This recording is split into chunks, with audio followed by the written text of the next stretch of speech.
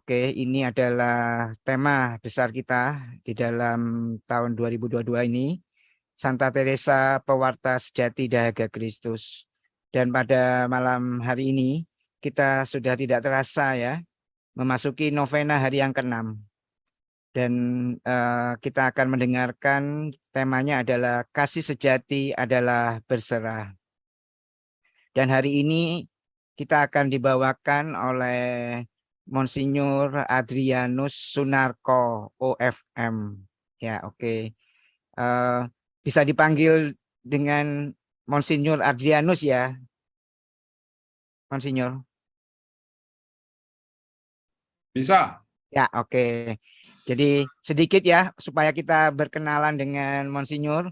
Lahir 7 Desember 1966 di Merauke, Papua ya.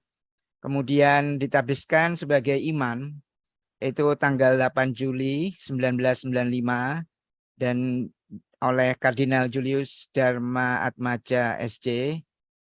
Setelah itu ditabiskan sebagai uskup tanggal 23 September 2017. Jadi kurang lebih hampir berapa ya? 5 tahun ya. 23 September berikutnya oleh Romo Aloysius Sudarso SCJ.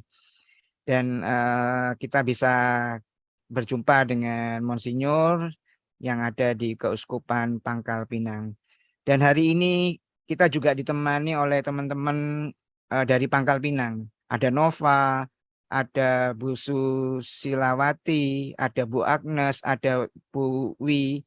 Jadi ada beberapa ya, sampai saya lupa namanya. Tapi ini yang dibawakan adalah teman-teman dari Pangkal Pinang. Oke, kita akan mulai dengan doa pembukaan. Marilah kita membuat tanda kemenangan kita. Dalam nama Bapa dan Putra dan Roh Kudus. Amin. Santa Teresa dari Kalkuta, Yesus telah memanggilmu untuk membawa cahaya cinta kasih-Nya kepada mereka yang hidup dalam kegelapan. Santa Teresa, engkau telah merawat mereka yang paling miskin dan paling membutuhkan dengan penuh cinta kasih dan kelembutan, sehingga engkau menjadi tanda kehadiran cinta dan belas kasih Allah di tengah-tengah kesengsaraan dan penderitaan mereka. Mengikuti teladanmu, tolonglah kami, agar kami bisa mengenali wajah Yesus di dalam wajah-wajah saudara-saudari kami yang menderita, sehingga kami bisa melayaninya dengan rendah hati dan sukacita. Ajarilah kami, agar kami bisa menjadi pembawa cinta dan belas kasih Allah, sehingga kami bisa menjadi saksi bahwa Allah masih mengasihi dunia melalui setiap kita masing-masing. Amin.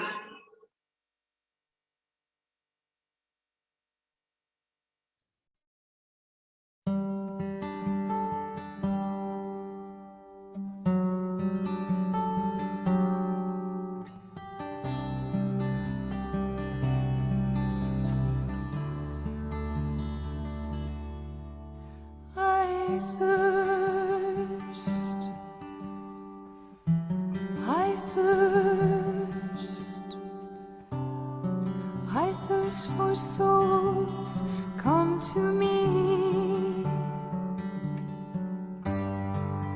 I thirst, who will help bring them to me?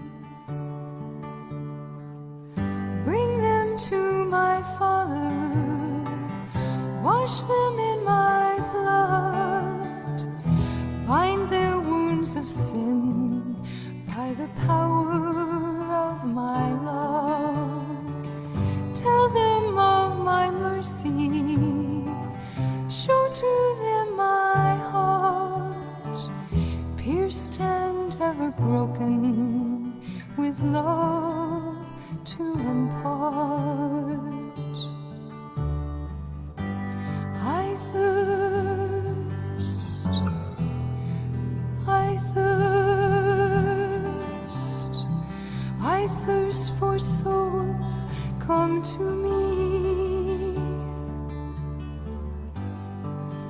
I thirst, I thirst. Who will help bring them to me?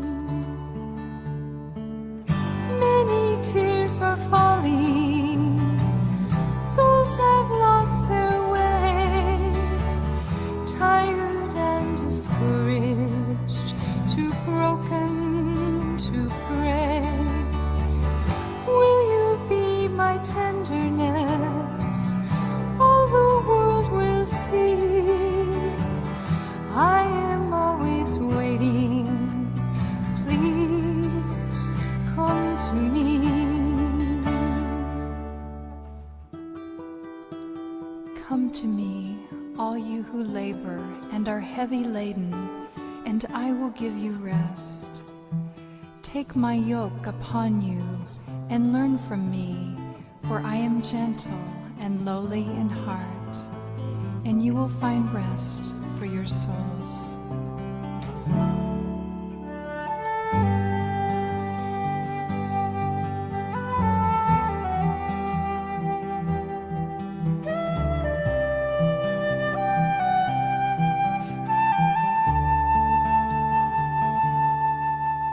I thirst, I thirst, I thirst for souls, come to me. Who will help bring them to me? I thirst.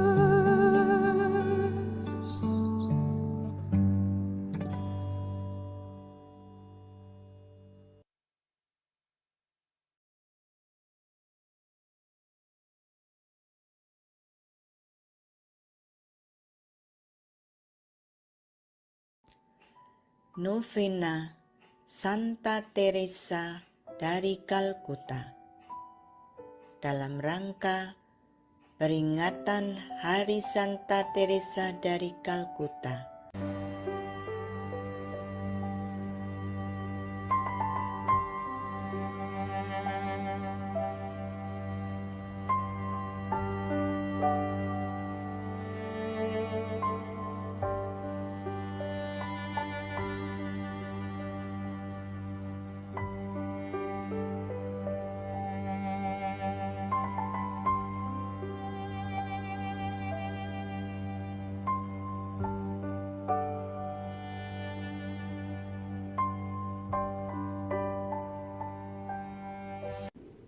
He is my all. If he is my all, then I must be able to talk to people of the person I love. Because I love him, I am here today. I do it for Jesus, for the greater glory of God and the good of people.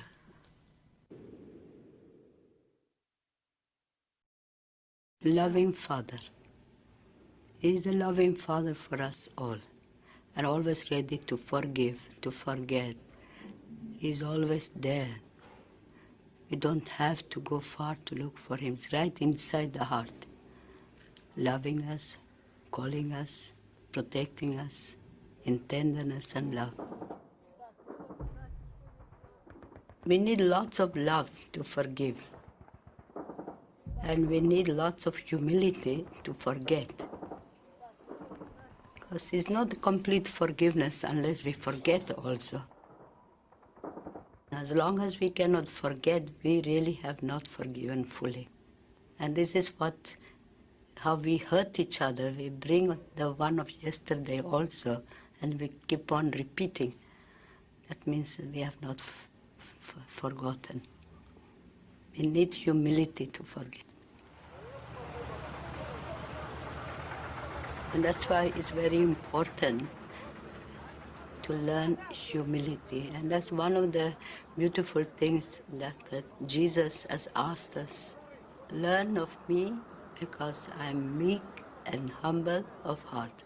He puts first meekness. Meekness with each other, meekness our brothers and sisters with, and the humility with God. And so both this meekness and humility, meekness or love or compassion, whatever you may want to call it, completes that forgiveness. Because before we forgive somebody, we must realize that we need forgiveness. And that's where humility of heart comes. And forgiveness is the greatest presence of peace. We have been created to love and to be loved. There's a part in our body, in our very body, that craves for that love and can give that love. I think people are so busy, so occupied that they have no time to even smile at each other. They have no time to enjoy each other, to be together, to smile us, to pray together. No time. Father, mother, very busy. Children are left to themselves. But you have again no time to talk to your children, to talk to your family people. Children love to begin to learn to love by receiving that tenderness and love from their mother and their father. And that's why it's so important for the life of the child, that warmth, that love, that tenderness of the parent. Misunderstanding will always come also, but that is part of the human life. That makes us come closer to each other then, when we understand the weakness of each other. It's very important to accept each other as we are. And that's the beginning of love. And to be able to love, we need to pray.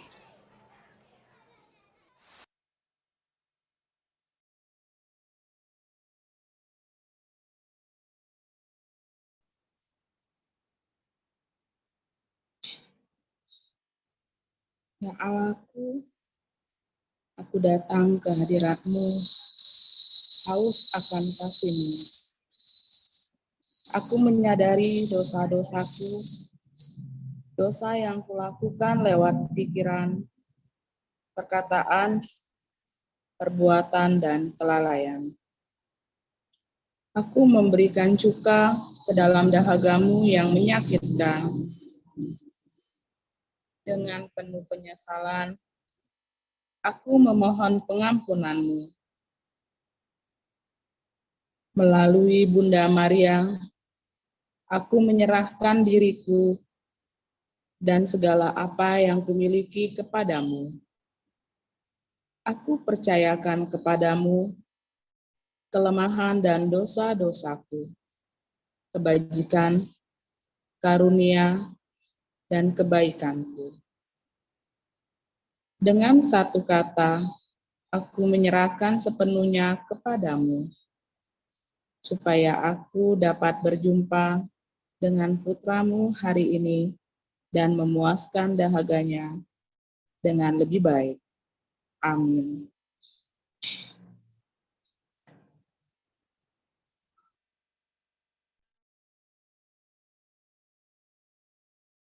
Aku haus tidaklah mempunyai arti hingga aku dengan kepasrahan diri yang total menyerahkan segalanya kepada Yesus. Betapa mudahnya kita menaklukkan Tuhan. Kita memberikan diri kita pada Tuhan dan Ia menjadi milik kita. Dan kita tidak dapat memiliki lebih selain memiliki Tuhan. Karena saat kita berserah kepadanya, kita akan memilikinya seperti Dia memiliki dirinya sendiri. Begitulah kita akan mengalami hidupnya sendiri. Uang dari Tuhan untuk mengajar kepasrahan kita adalah dirinya sendiri. kita menjadi pantas untuk memilikinya saat kita memberikan diri kita kepadanya dalam suatu cara supranatural. Kasih sejati adalah pasrah. Semakin kita mengasihi, semakin kita berserah. Anda pasti kerap melihat jajaran kabel-kabel berukuran besar dan kecil, baru dan lama, yang harganya murah dan mahal. Kecuali ada arus mengalirinya, tidak akan ada cahaya. Kabelnya adalah Anda dan saya. Arusnya adalah Tuhan. Kita punya kuasa untuk membiarkan arus ini mengaliri melalui diri kita, menggunakan kita untuk menghasilkan terang dunia, Yesus.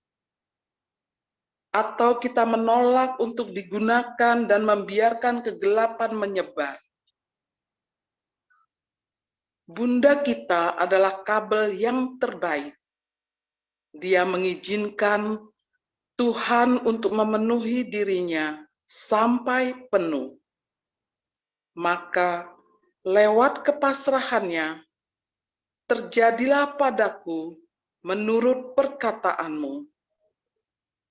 Dia menjadi penuh rahmat, dan secara alami di saat dia dipenuhi oleh arus ini, oleh rahmat Tuhan, dia bergegas pergi mengunjungi rumah Elizabeth untuk menyambung kabel, yaitu Yohanes, ke arah Yesus.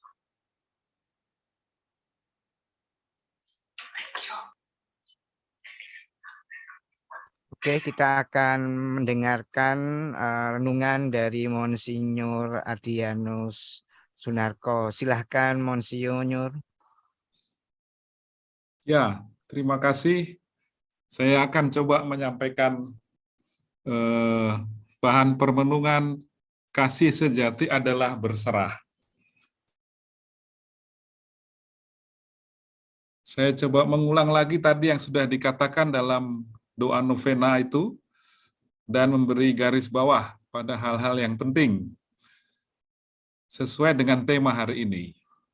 Aku haus tidaklah mempunyai arti hingga aku dengan kepasrahan diri yang total. Nah, itu mungkin bisa diperhatikan secara khusus tentang kepasrahan diri yang total, karena tema kita adalah unsur berserah. Kemudian tadi dikatakan kita memberikan diri kita kepada Tuhan, dan Ia menjadi milik kita, dan kita tidak dapat memiliki lebih selain memiliki Tuhan.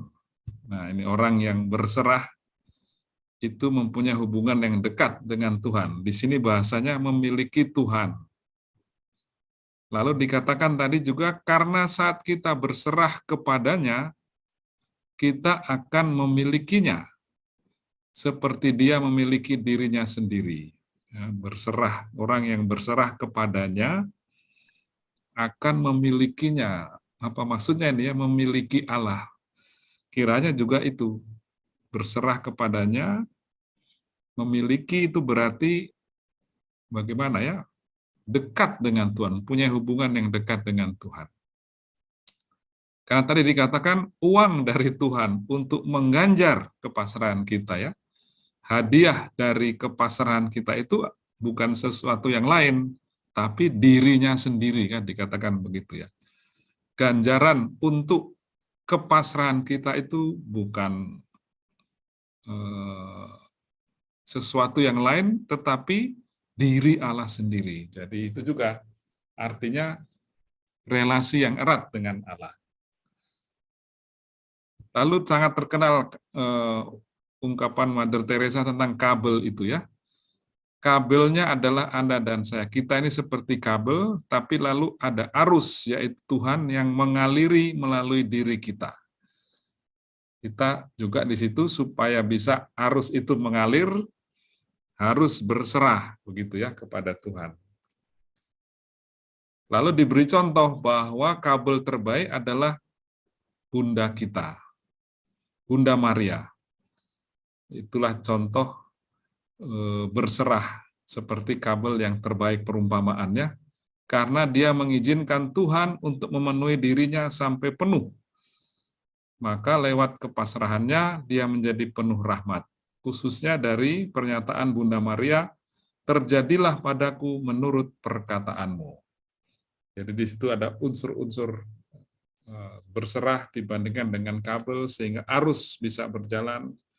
Contoh terbaik adalah Bunda Maria.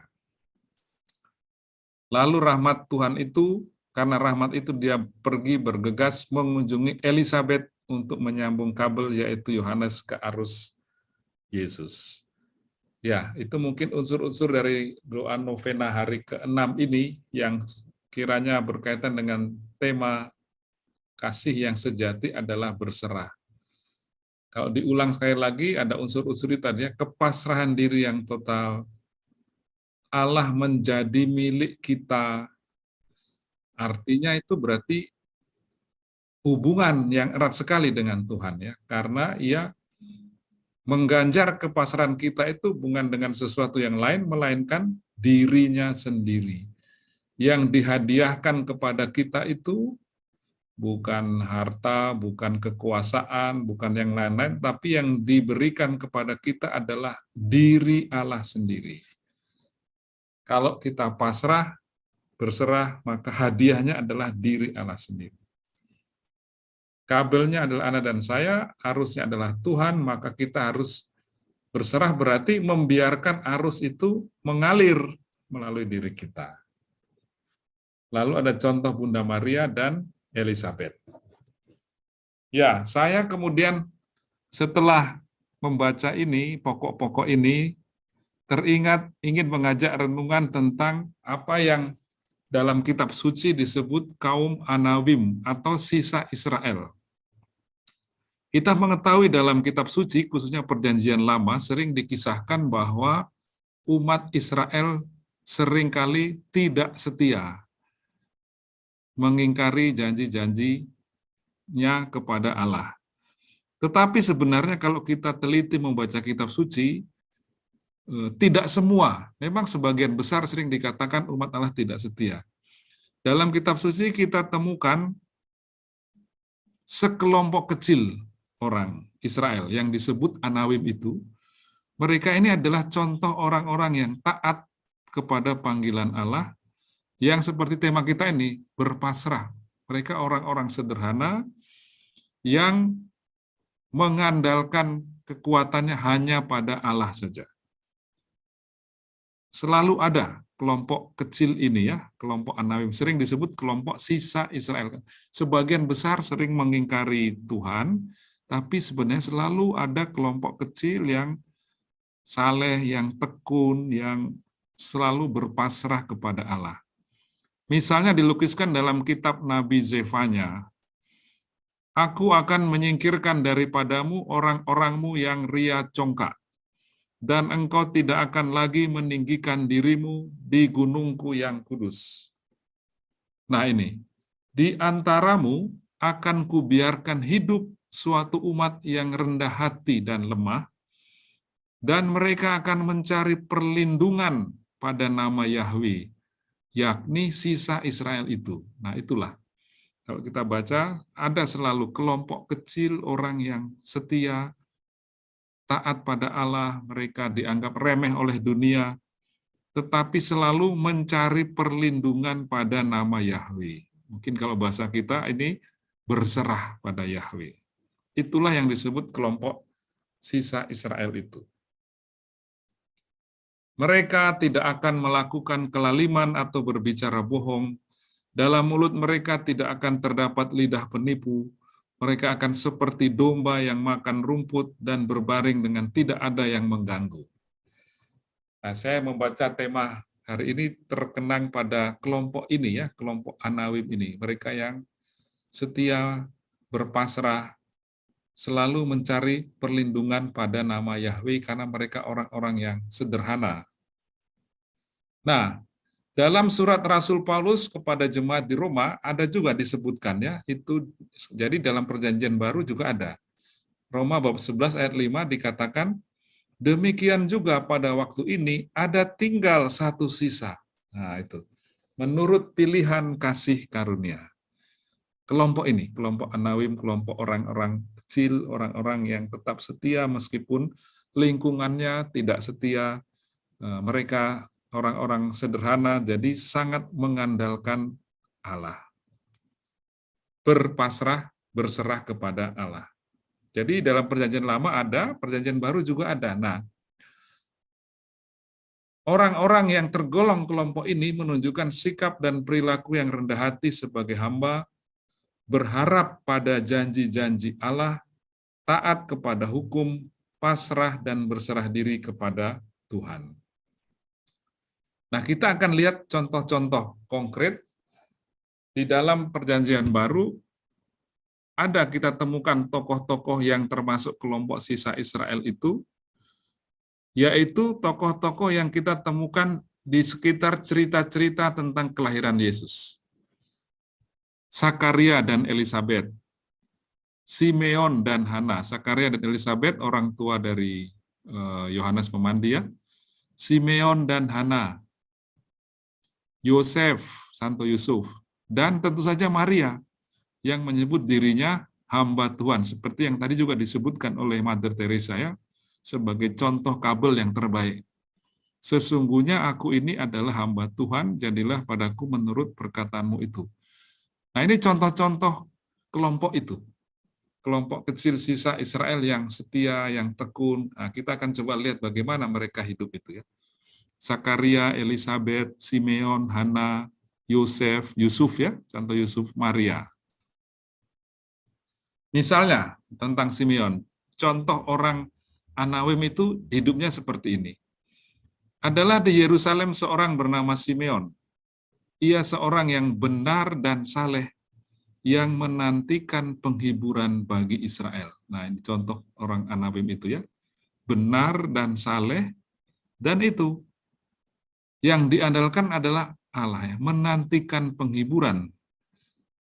Roh Kudus ada di atasnya, dan kepadanya telah dinyatakan oleh Roh Kudus bahwa ia tidak akan mati sebelum ia melihat Mesias.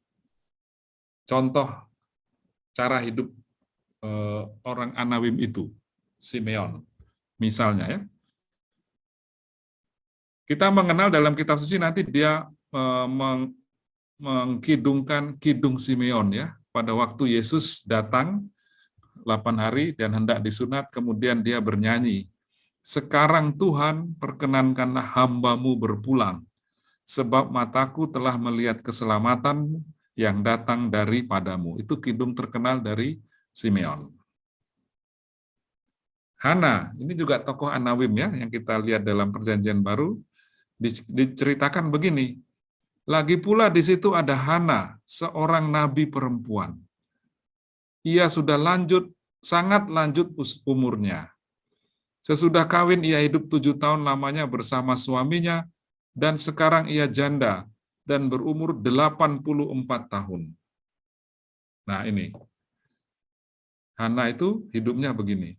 Ia tidak pernah meninggalkan bait Allah. Dan siang malam beribadah dengan berpuasa dan doa. Nah ini contoh lain cara hidup kelompok Anawim itu. Hana ini contohnya ya, dia sebagai orang yang terus berharap pada Allah ya. Dikatakan di situ tidak pernah meninggalkan bait Allah. Siang malam beribadah dengan berpuasa dan doa. Itu 2 contoh, Simeon dan Hana. Contoh lain adalah Sakaria. Pada zaman Herodes, Raja Yudea adalah seorang imam bernama Sakaria dari rombongan Abia. Istrinya juga berasal dari keturunan Harun, namanya Elisabet. Nah, Sakaria dan Elisabet ini juga, lihatlah hidup mereka ya. Keduanya adalah benar di hadapan Allah dan hidup menurut segala perintah dan ketetapan Tuhan dengan tidak bercacat. Nah, itulah contoh orang Anawim itu hidupnya seperti itu. benar di hadapan Allah, hidup menurut segala perintah, dan ketetapan Tuhan dengan tidak bercacat. Di mata dunia, mereka ini tidak berarti ya, bukan orang-orang penting, tapi orang-orang sederhana. Tapi tadi Hana tidak pernah meninggalkan bait Allah, beribadah. Ini Zakaria dan Elizabeth juga begitu, menuruti segala perintah dan ketetapan Tuhan. Zakaria juga nanti ada lagunya ya, mengeluarkan sebuah kidung pujian yang didaraskan para biarawan-biarawati setiap pagi dalam doa ibadat harian. Contohnya, terpujilah Tuhan Allah Israel, sebab ia melawat umatnya dan membawa kelepasan baginya. Dan juga yang penting adalah keduanya taat ya pada perintah malaikat untuk memberi nama Yohanes pada anak mereka. Sampai kan nanti Zakaria sampai bisu segala ya. Tapi keduanya kemudian Zakaria dan Elizabeth taat, berserah kepada Tuhan karena nama yang diberikan tidak biasa dalam keluarga, tapi kemudian diberi nama Yohanes. Tentu saja contoh paling terkenal dari kelompok Anawim adalah Maria, yang tadi disebut juga oleh Santa Teresa, Mother Teresa itu ya. Maria tadi kita lihat orangnya juga pasrah kepada Tuhan, terjadilah padaku menurut kehendak-Mu. Tapi juga lihat cara hidup orang Anawim itu begini. Beberapa waktu kemudian berangkatlah Maria dan langsung berjalan ke pegunungan menuju sebuah kota di Yehuda. Di situ ia masuk ke rumah Zakaria dan memberi salam kepada Elizabeth. Nah, ini penting sekali. Kelompok ini, kelompok kecil ini, selain taat pasrah pada Tuhan, juga cirinya begitu, saling berkunjung dan memberi salam satu sama lain. Ini Maria memberi salam kepada Elizabeth. Itu juga contoh cara hidup orang Anawim. Lalu Elizabeth juga ya memberi salam yang bagus juga ya, diberkatilah engkau di antara semua perempuan dan diberkatilah buah rahimmu. Ketika salammu sampai kepada telingaku, anak yang dalam rahimku melonjak kegirangan. Elizabeth juga termasuk kelompok ini ya. Lalu dia memuji, berbahagialah ia yang telah percaya, sebab apa yang dikatakan kepadanya dari Tuhan akan terlaksana. Itulah juga ciri lain dari orang Anawim yang berserah itu ya. Mereka bergembira kalau yang lain dianugerahi berkat. Jadi tidak iri hati Elizabeth, tapi memuji Maria. Jadi bersukacita kalau orang lain mendapat berkat. Dan rendah hati. Misalnya ini dari Elizabeth juga ya. Contoh lain sifat orang Anawim atau sisa Israel itu. Ketika Maria datang ke Elizabeth, Elizabeth mengatakan, siapakah aku ini sampai ibu Tuhanku datang mengunjungi aku? Itu juga cara bicara orang Anawim itu rendah hati ya. Memandang orang lain lebih penting dari dirinya. Jadi Maria datang, maka Elizabeth reaksinya, siapakah aku ini sampai ibu Tuhanku datang mengunjungi aku? Jadi dia tidak sombong ya bahwa kamu memang harusnya mengunjungi aku begitu, enggak. Tapi orang Anawim itu begitu, dia merasa orang kecil. Jadi ketika Maria berkunjung, Elizabeth bersukacita dan sebenarnya merasa tidak pantas begitu ya. Siapakah aku ini begitu? Rendah hati memandang orang lain. Maria juga tidak sombong ya, ketika dia dipuji oleh Elizabeth, jawabannya juga magnifikat yang kita kenal, madah, kerendahan hati juga. Jiwaku memuliakan Tuhan, hatiku bergembira karena Allah juru selamatku, sebab ia telah memperhatikan kerendahan hambanya. Jadi Maria juga tidak menjadi sombong karena mendapat anugerah yang istimewa, tapi justru dia memuliakan Tuhan, dan merasa Allah memperhatikan kerendahan hambanya. Salah satu sifat lain orang Anawim yang berpasrah pada Tuhan itu begitu. Tadi doa, Hana ya, tidak meninggalkan bait Allah, kemudian taat, Elizabeth dengan Zakaria memberi nama Yohanes, Maria juga taat, tapi juga memberi salam satu sama lain, saling menghargai ya, tetap rendah hati satu sama lain, tidak saling iri. Itulah ciri-ciri orang Anawim itu. Contoh lain yang berkaitan dengan tema kita dari tentang Maria adalah ini ya. Kita sudah tahu nih, bahwa dia sering dikatakan waktu peristiwa Natal menyimpan segala perkara itu di dalam hatinya dan merenungkannya. Pada waktu gembala-gembala datang, peristiwa sukacita itu, Maria reaksinya menyimpan perkara dan merenungkannya. Jadi mencoba mencari apa kehendak Allah begitu ya. Mencoba untuk berserah pada peristiwa yang menggembirakan itu. Lalu contoh yang lain ketika peristiwa yang agak sulit ya. Waktu Yesus hilang, ketinggalan, lalu Yusuf dan Maria harus kembali lagi mencari Yesus, tapi jawaban Yesus adalah seperti ini. Mengapa kamu mencari aku? Tidakkah kamu tahu bahwa aku harus berada di dalam rumah Bapakku? Tapi mereka tidak mengerti apa yang dikatakannya kepada mereka. Ya. Mereka, Maria dan Yusuf ini ya, tidak mengerti. Tapi lalu dikatakan, ibunya menyimpan semua perkara itu di dalam hatinya. Tanda kepasrahan juga ya, tanda berserah. Meskipun belum sungguh mengerti kok Yesus seperti itu, tapi Maria itu menyimpan perkara itu dalam hatinya. Berserah, taat begitu ya. Contoh Maria. Sifat lain dari seorang Anawim itu adalah itu Maria. Ketika peristiwa perkawinan di Kana, dia berkata pada Yesus, mereka kehabisan anggur. Dan mengatakan, apa yang dikatakan kepadamu, buatlah itu. Jadi seorang kelompok Anawim itu juga begitu. Sebenarnya Maria kan cuma tamu, tapi dia ikut prihatin. Karena waktu pesta itu kehabisan anggur. Jadi dia punya kepekaan, meskipun kemudian juga menyuruh supaya taat pada Yesus. Jadi memang tidak semua peristiwa dan pengalaman langsung jelas arti dan maknanya. Seringkali perlu waktu untuk mengendapkan agar pelan-pelan semakin jelas terlihat apa pesan atau kehendak Tuhan yang ingin Ia sampaikan lewat peristiwa dan pengalaman. Kebiasaan seperti ini dilandaskan pada keyakinan bahwa Allah adalah Sang Penyelenggara kehidupan. Nah, itulah sikap berserah itu. Seringkali memang kita menghadapi peristiwa yang kita belum langsung memahami maknanya ya.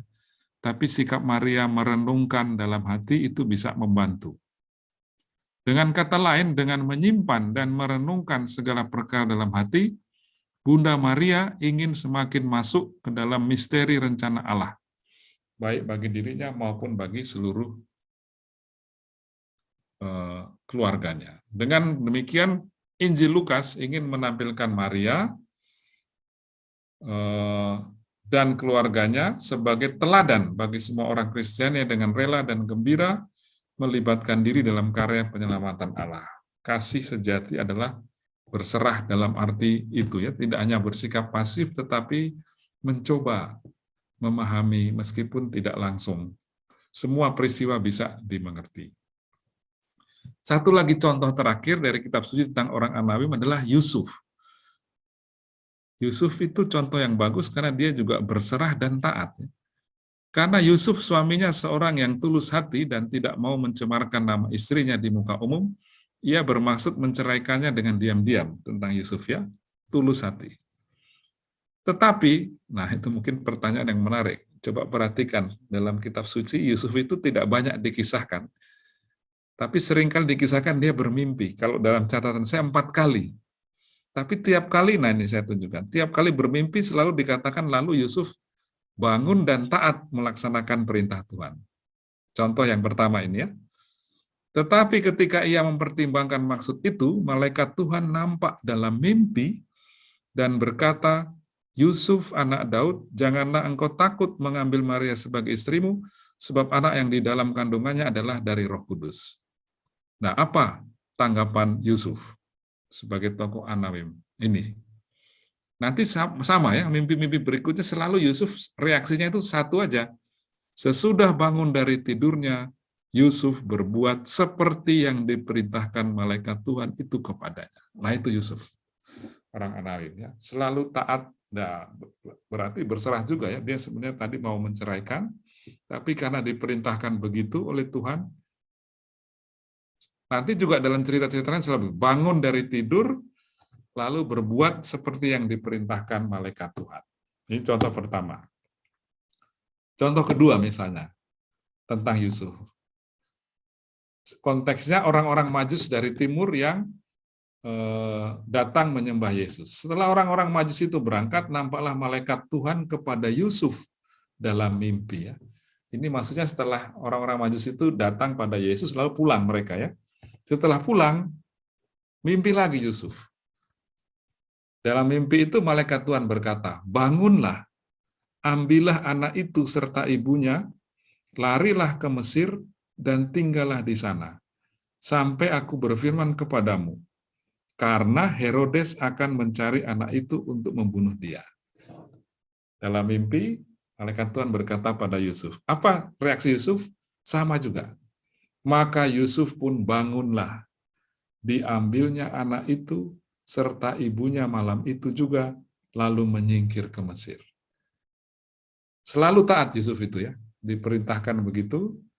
Tadi juga ya, bangun, lalu melaksanakan yang diperintahkan malaikat. Sekarang juga Yusuf bangun, melaksanakan juga yang dikatakan malaikat. Diambilnya anak itu lalu pergi ke Mesir, karena terancam hidup Yesus. Contoh kedua itu ya. Yang ketiga lagi ya, setelah Herodes mati, nampaklah malaikat Tuhan kepada Yusuf dalam mimpi lagi. Di Mesir sekarang ya, mereka di Mesir. Katanya, bangunlah, ambillah anak itu serta ibunya, dan berangkatlah ke tanah Israel. Karena mereka yang hendak membunuh anak itu sudah mati. Herodes sudah mati. Jadi Yusuf diperintahkan kembali. Apa kata Yusuf? Sama lagi. Lalu Yusuf pun bangunlah, diambilnya anak itu serta ibunya, dan pergilah ke tanah Israel. Nah, sama lagi, Yusuf itu begitu terus, bangun, taat. Itu saja dia, bangun, taat, bangun, berserah. Satu contoh terakhir, sudah mau pulang ini ke Israel, tapi mau kemana nih ke Israel? Ke Bethlehem atau ke Nazaret? Lahirnya di Bethlehem. Tapi dikisahkan begitu. Kita tahu waktu itu lahirnya di Bethlehem ya, di selatan. Tetapi setelah didengarnya bahwa Arkelaus menjadi raja di Yudea, mengganti Herodes, ayahnya, ia takut ke sana. Jadi ternyata pengganti Herodes pun masih kejam. Nah, karena dinasihati dalam mimpi, sekali lagi, pergilah Yusuf ke daerah Galilea. Galilea itu di daerah utara ya. Padahal Bethlehem itu di selatan ya. Bethlehem itu tempat lahir, tapi dia kembali ini mau kemana nih Israel? Tapi karena dinasihati dalam mimpi, pergilah Yusuf ke daerah Galilea. Setibanya di sana, ia pun tinggal di sebuah kota yang bernama Nazaret. Karena itu Yesus disebut orang Nazaret. Jadi di Nazaret itu terletak dalam di wilayah Galilea, katakanlah begitu ya. Katakanlah Bangka Belitung, kotanya Pangkal Pinang. Nah, Galilea, provinsinya, kotanya Nazaret. Maka Yesus disebut orang Nazaret.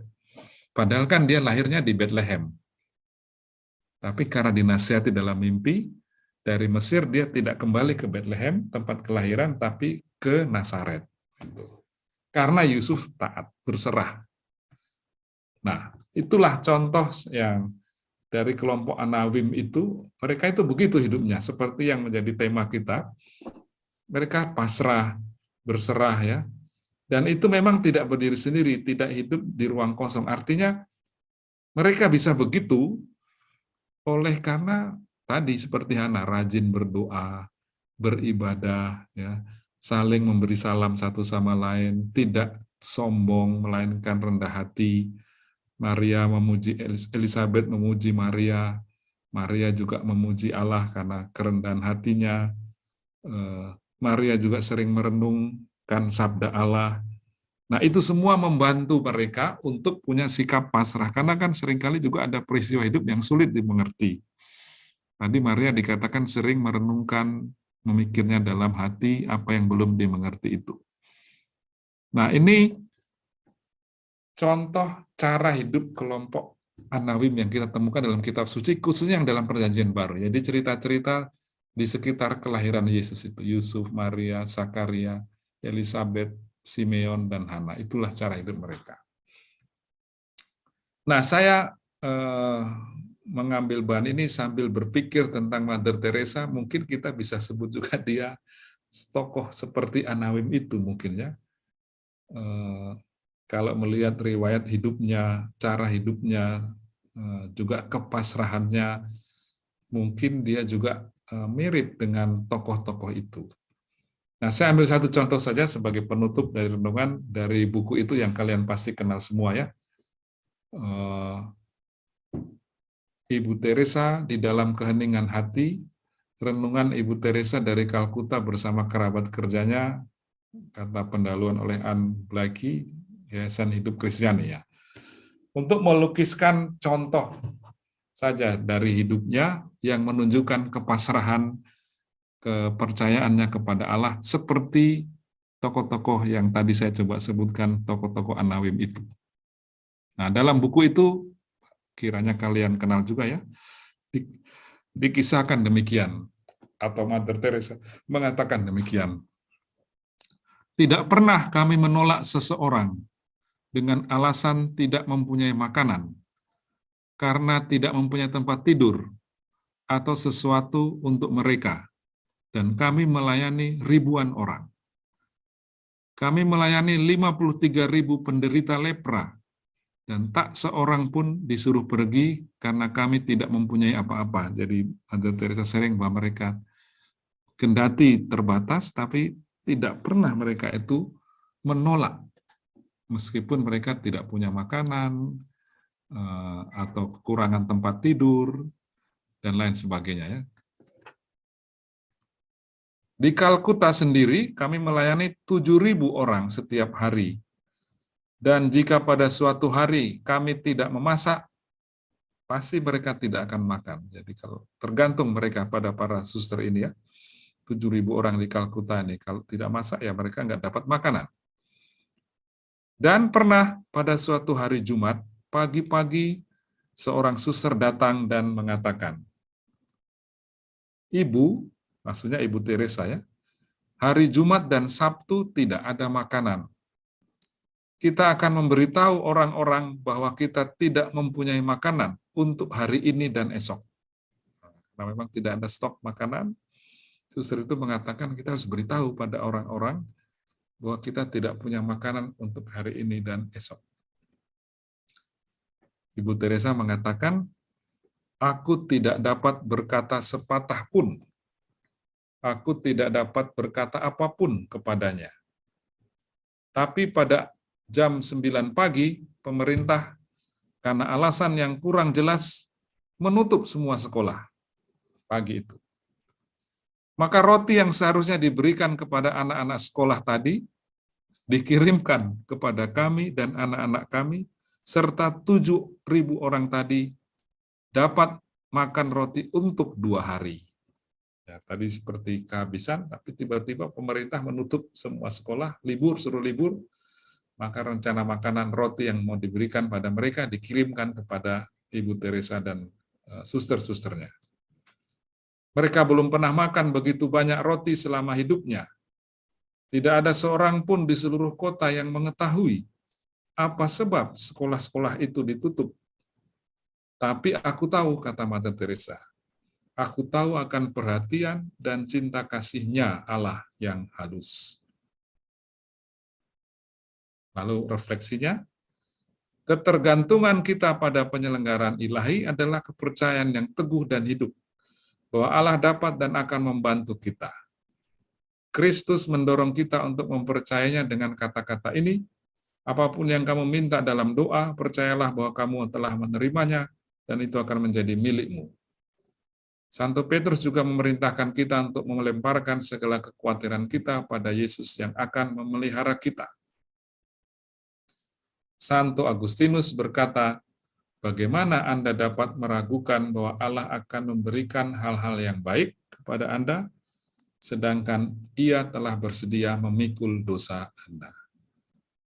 Kasih sejati adalah berserah, percaya pada penyelenggaraan ilahi seperti ditunjukkan oleh tokoh-tokoh Anawim tadi, sisa Israel, tapi juga ditunjukkan oleh pengalaman Mother Teresa seperti dalam cerita singkat tadi.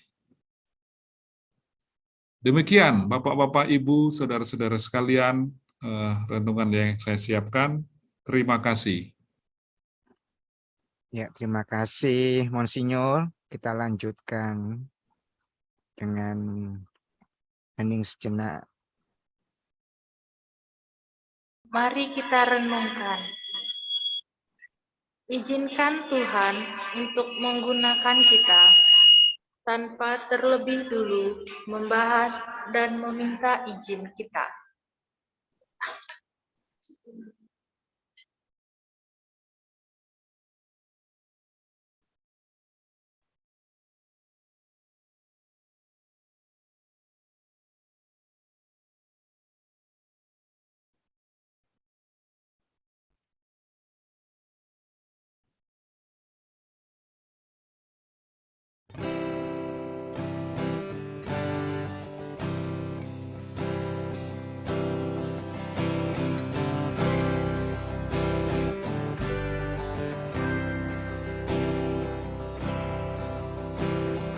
Come follow me. Leave all and gather the few.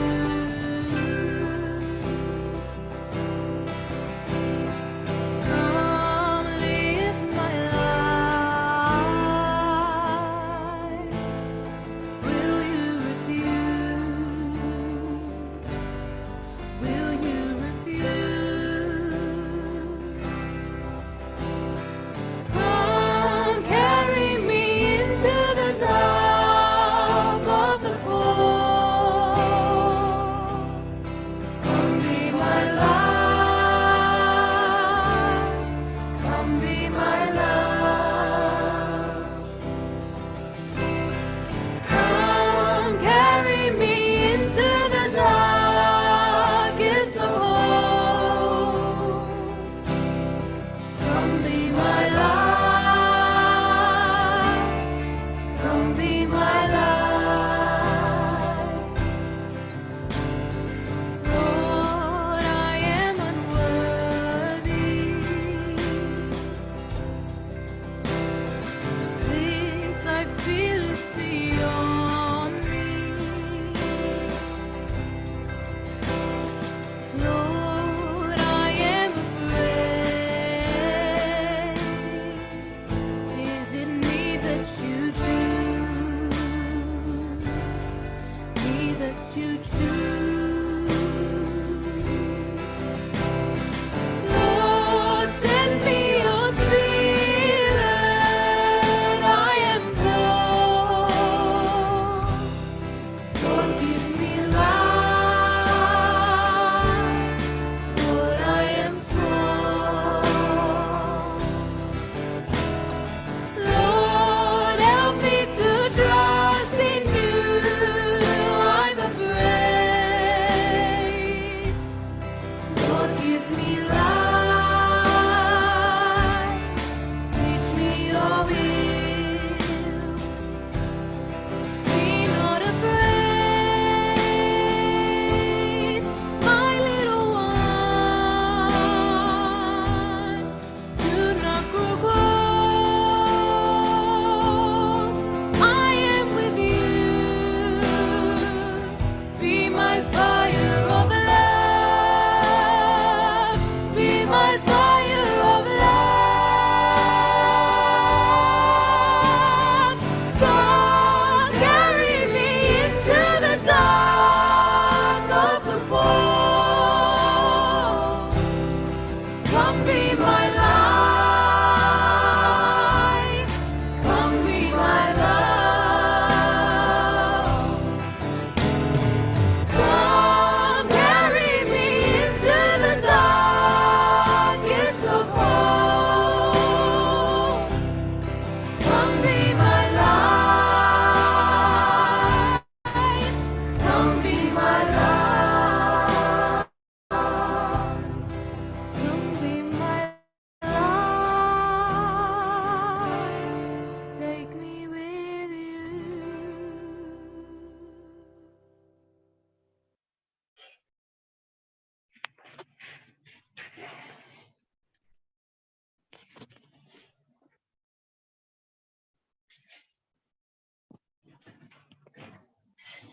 Santa Teresa dari Kalkuta, pewarta sejati dahaga Kristus, kami mohon melalui perantaraanmu dan doa rosario kepada Ratu Surgawi dalam ketujuh duka citanya pada Sang Putra yang wafat di kayu salib demi keselamatan semua ciptaan, berkat kuasa Allah Bapa, Putra dan Roh Kudus, seluruh pandemi COVID-19 dan variannya lenyap dari muka bumi, dan masyarakat dunia kembali dalam hidup, dalam ketenangan dan kedamaian.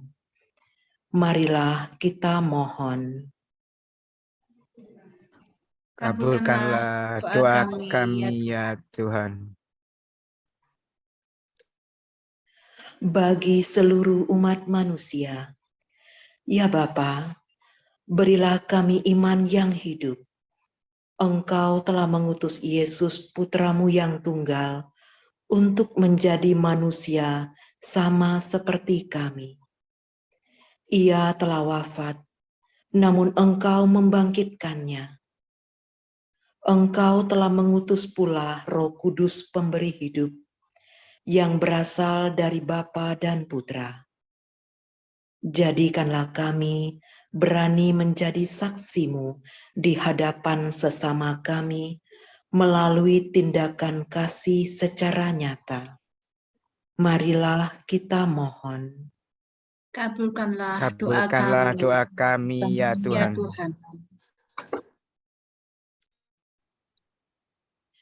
Bagi sesama yang menderita, ya Bapa yang Maha Pengasih dan Penyayang, Engkau menghendaki umat-Mu bahagia, namun seringkali kebahagiaan harus diraih melalui penderitaan. Pandanglah umat-Mu ya Bapa, yang mengalami kesulitan dalam hidup. Berilah ketabahan melalui teladan Yesus sendiri, sehingga mampu mempersatukan kesusahan dengan sengsara Yesus, sehingga kami boleh ambil bagian dalam kebahagiaannya. Marilah kita mohon. Kabulkanlah doa kami ya Tuhan.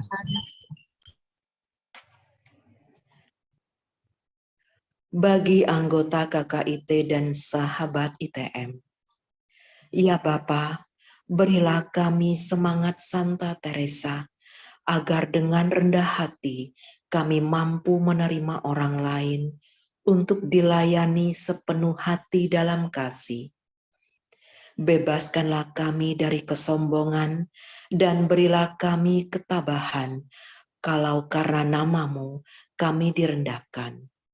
Jadikanlah hati kami seperti hati Putra-Mu, Yesus yang lembut dan rendah hati. Marilah kita mohon. Kabulkanlah doa kami ya Tuhan.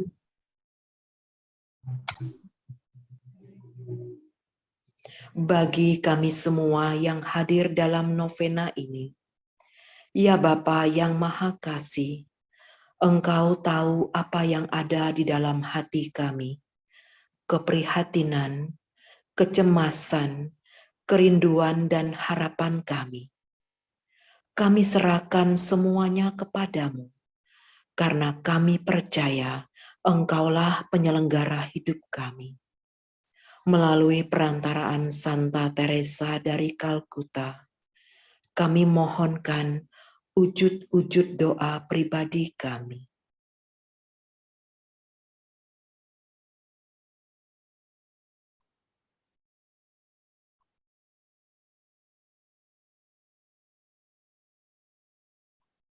Marilah kita mohon. Kabulkanlah doa kami ya Tuhan.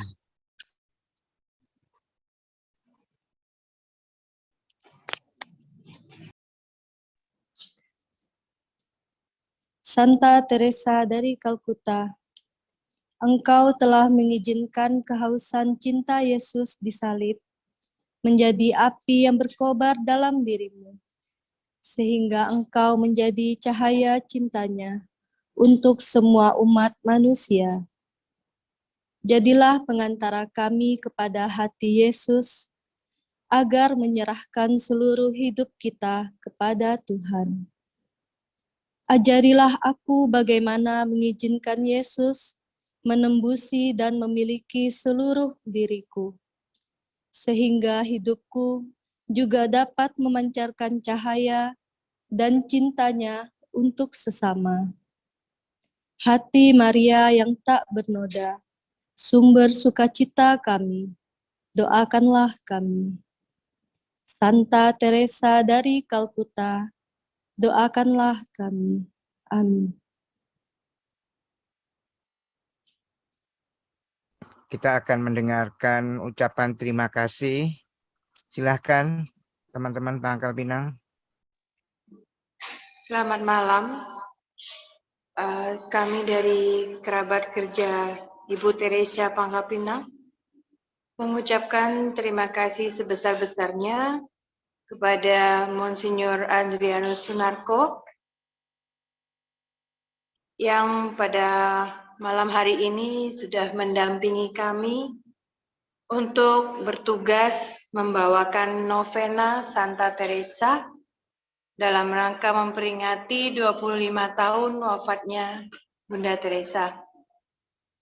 Terima kasih sekali atas waktu yang Monsinyur sediakan untuk mendampingi kerabat kerja Ibu Teresa secara keseluruhan, secara umum, seluruh yang hadir pada malam hari ini, khususnya memberikan semangat bagi kami semua untuk bertugas. Terima kasih. Kita akan mendengarkan sedikit ya tentang novena yang akan dilaksanakan pada besok jam 7 malam, yaitu adalah novena hari yang ke-7. Dan besok kita akan bersama dengan Monsinyur Dominikus Saku yang merupakan Uskup Atambua. Dan tema novena besok malam adalah Tuhan mengasihi orang yang memberi dengan sukacita. Dan kita bisa mengikutinya lewat Zoom atau YouTube yang nanti akan diberikan pengumuman berikutnya.